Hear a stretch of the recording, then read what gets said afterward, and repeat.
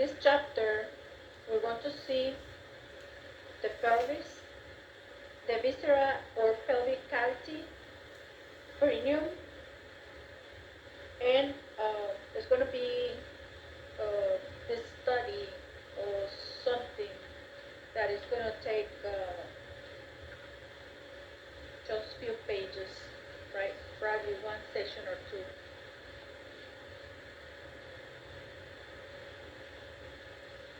Pelvis, the part of the trunk infero-posterior to abdomen, area of transition to the trunk and the lower limbs. The bony pelvis is basin-shaped ring of bones protecting the distal parts of the intestinal and urinary tract,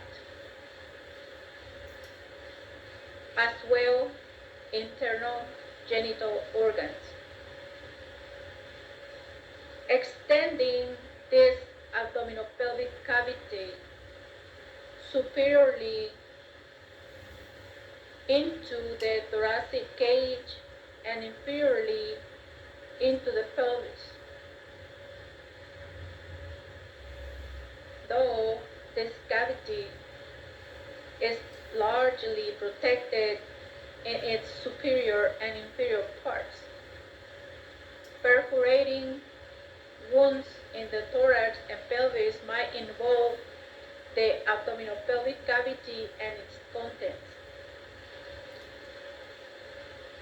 The pelvic axis is a hypothetical curved line joining the center point of each of the four planes of the pelvis, marking the center of the pelvis cavity as every level.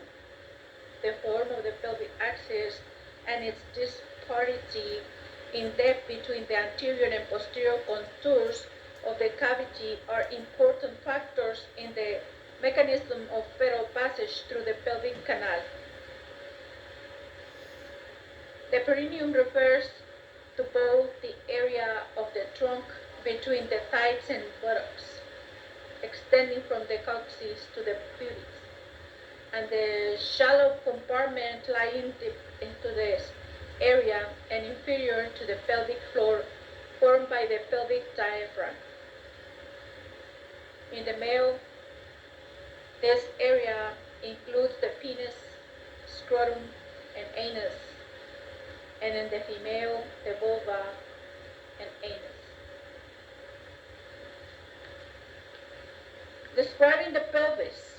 The pelvis is enclosed by bony, ligamentous, muscular walls, the funnel-shaped pelvic cavity, the space bounded at the sides by the bones of the pelvis is continuous with the abdominal cavity and is angulated posteriorly from it. The pelvic cavity contains the urinary bladder, terminal parts of the ureterus, pelvic genital organs, rectum, blood vessels, lymphatic and nerves. The superior boundary of the pelvic cavity is the pelvic inlet, which is through the superior pelvic aperture. The pelvic is limited inferiorly by the pelvic outlet, which is considered the inferior pelvic aperture, which is closed by the musculofascial pelvic diaphragm and bounded posteriorly by the coccyx and anteriorly by the pubic symphysis. Still continues, the abdominal and pelvic cavities are described separately from descriptive and regional purposes. The bony pelvis, pelvic skeleton is strong.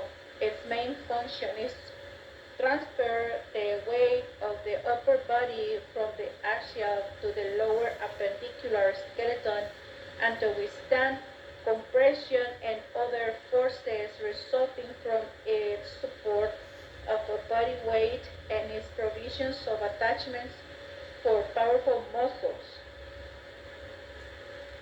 The hip bones. Two large, irregularly shaped bones, each of which develop from the fusion of three bones, ilium, ischium, and pubis. The sacrum, formed by the fusion of five original separate sacral vertebrae. The coccyx, formed by the fusion of four rudimentary coccygeal vertebrae. Sometimes the first sacral vertebra is separated from the others and thus participate in forming the skeleton of this vestigial tail. In infants and children, the hip bones consist of three separate bones that are united by cartilage at the acetabulum. The cup-like depression in the lateral surface of the hip bone that articulates with the head of the femur at puberty. The ilium, ischium, and pubis fuse to form the hip bone. The hip bones are joined at the pubic symphysis anteriorly and to the sacrum posteriorly to form the pelvic girdle. Articulates with the sacrum at the sacroiliac joints, is massively constructive for resistance to stress. Transmits the thrust between the vertebral column and the lower limbs. The pelvic girdle, formed by the hip bones and the sacrum, is attached to the lower limbs. The ilium is the superior flattened fan-shaped part of the hip bone. The ala of the ilium represents the spread of the fan, and the body, the handle. The body of the ilium helps to form the acetabulum.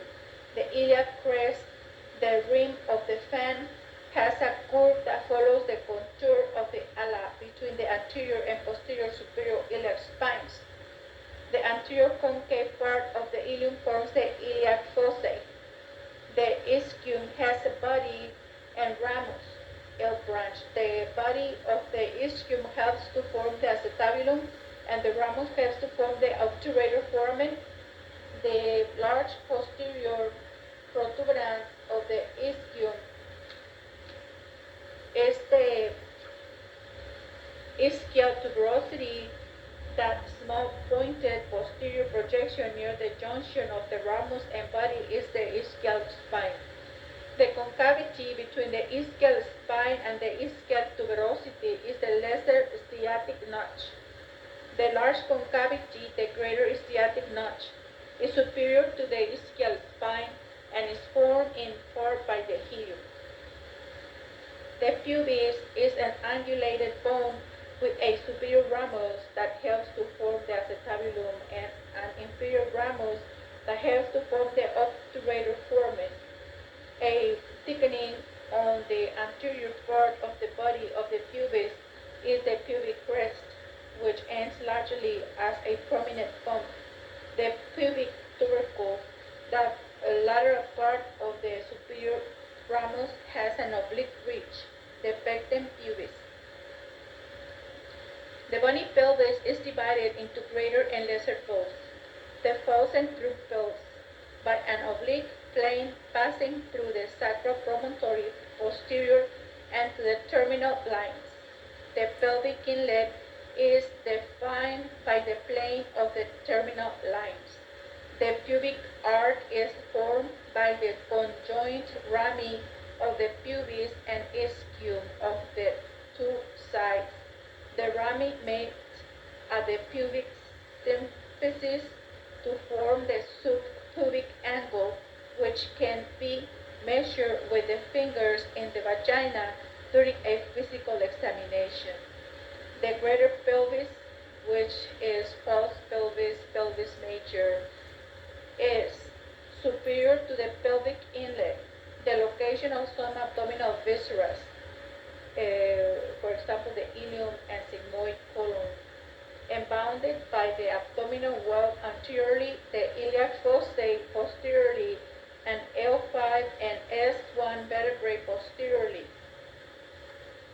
The cavity of the greater pelvis is the inferior part of the abdominal cavity. The lesser pelvis, which is the true pelvis and pelvis minor, is between the pelvic inlet and the pelvic outlet. The location of the pelvic viscera, the urinary bladder, and reproductive organs such as the uterus and ovaries, bounded by the pelvic surfaces of the hip bone, sacrum, and of coccyx, limited inferiorly by the musculofascial pelvic diaphragm of major obstetrical and gynecological significance. The cavity of the lesser pelvis is a true pelvic cavity, forming the inferior part of the abdominal cavity. The pelvic inlet separates the greater pelvis from the lesser pelvis. The edge of brim of the pelvic inlet in the pelvic brim. The oblique plane of the pelvic brim forms an angle of approximately 55 to the horizontal. This plane coincides with the line joining the sacropromontory to the superior margin of the pubic symphysis. This line represents the anteroposterior or conjugate diameters of the pelvic inlet. The pelvic inlet is bounded by the superior margin of the pubic symphysis anteriorly. Posterior border of the pubic crest and pecten pubis arcuate line of the ilium. Anterior border of the ala of the sacrum, sacropromontory. The pelvic outlet is bounded by the inferior margin of the pubic symphysis anteriorly, inferior rami of the pubis and ischial tuberosities anterolaterally, sacrotuberous ligaments posterolaterally, tip of the coccyx posteriorly. Take a look in your atlas. As we have been mentioning, right, all these structures, right, and in regards with the directions of the thoracoabdominal cavity, the median section of the trunk showing the relationship of the thoracic and abdominal pelvic cavities. Take a look at the superior pelvic aperture, which is the pelvic inlet, the opening into the lesser pelvis, the true pelvis. And also take a look at the inferior pelvic aperture, which is the pelvic outlet, is the lower opening of the lesser pelvis. Take a look, right, in your atlas, the sacrum, the pelvic diaphragm, the pubic symphysis, the perineum, right, and the thigh. The pelvic inlet, the sacrum, the pelvic axis, the coccyx, the pelvic outlet.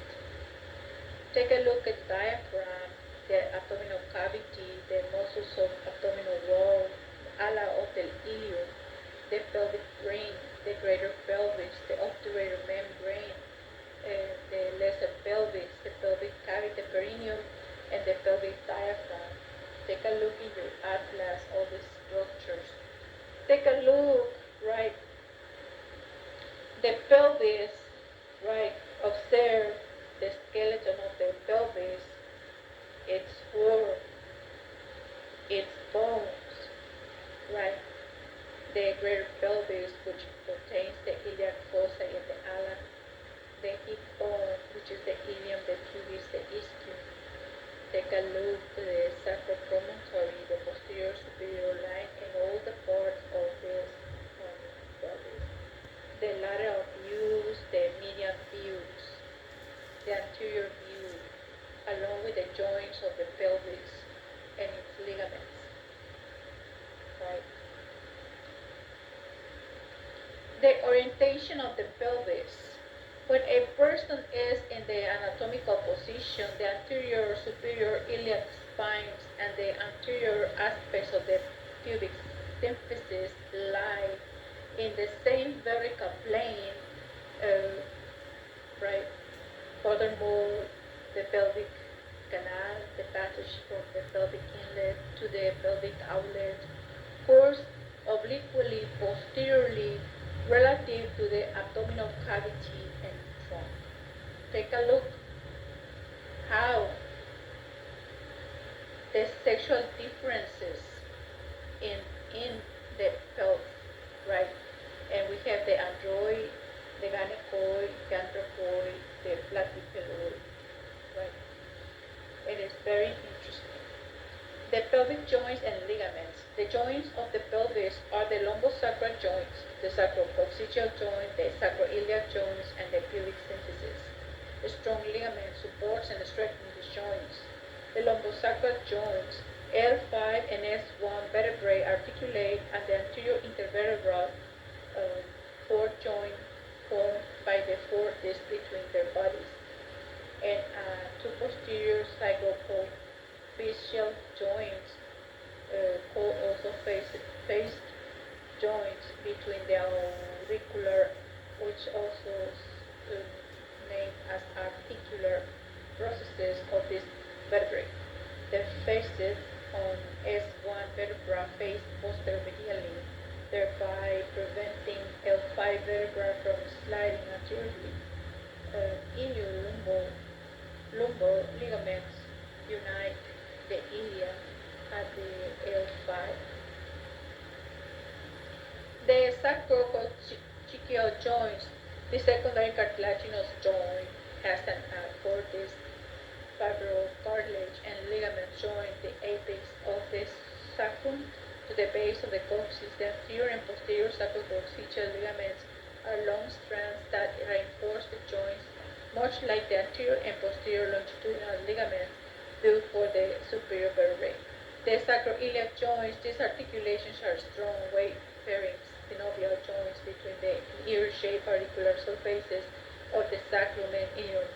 The surfaces have irregular elevations and depressions that produce some interlocking of the bones. The sacrum is suspended between the iliac bones and is firmly attached to them by interosseous and sacroiliac ligaments. The sacroiliac joints differ from most synovial joints in that they possess little mobility because of their role in transmitting the weight of most of the body to the hip bones. Movement of the sacroiliac joints is limited because of the interlocking of the articulating bones and the thick interosseous and posterior sacroiliac ligaments. Movement is limited to slight gliding and rotary movements, except when subject to constant force, such as a force following a high jump. In this case, the force is transmitted through the lumbar vertebrae to the superior end of the sacrum, which tends to rotate anteriorly. This rotation is counterbalanced by the interlocking auricular surface of the strong supporting ligaments, especially the sacrotuberosus and sacrospinous ligaments, which join the sacrum to the ischium. The sacrotuberous and sacrospinous ligaments allow only limited upward movement of the inferior end of the sacrum, thereby providing resilience to the sacroiliac region when the vertebral column sustains sudden weight increases resulting from a jump from a wall, for example. Right? Take a look in your atlas, the sacroiliac joint and ligaments, as well the pelvic joints and ligaments. The pubic symphysis, this secondary cartilaginous joint, is formed by the union of the bodies of the pubic bones in the median plane. The fibrocartilaginous interpubic disc of the pubic symphysis is generally thicker in women than in men. The ligaments joining the bones are thickened superiorly and inferiorly to form the superior pubic ligaments and the inferior arcuate pubic ligaments respectively. The superior pubic ligaments connect the superior pubic bodies along their superior surfaces and extends as far laterally as the pubic tubercles. The inferior pubic ligaments is a thick arc of fibers that connects the inferior borders of the joint rams of the pubic end and move between the inferior rami of the pubic bones and forms the superior border of the pubic bone. The pulsating tendinous fibers of the rectus abdominis and external oblique muscles also strengthen the pubic symphysis anteriorly. The pelvic walls and floors. The pelvic wall is divided into an anterior wall, two lateral walls, a posterior wall, and a floor. Anterior pelvic wall. The anterior pelvic wall, actually anteroinferiorly placed in the anatomical position, is formed primarily by the bodies and rami of the pubic bones and the pubic symphysis. The bony framework of the lateral pelvic walls is formed by the hip bones and the obturator foramen, closed by the obturator membrane. The obturator internus muscles covers and thus span most of the lateral pelvic walls. And medial to these muscles are the obturator nerves and vessels and other branches of the internal iliac vessels. Each obturator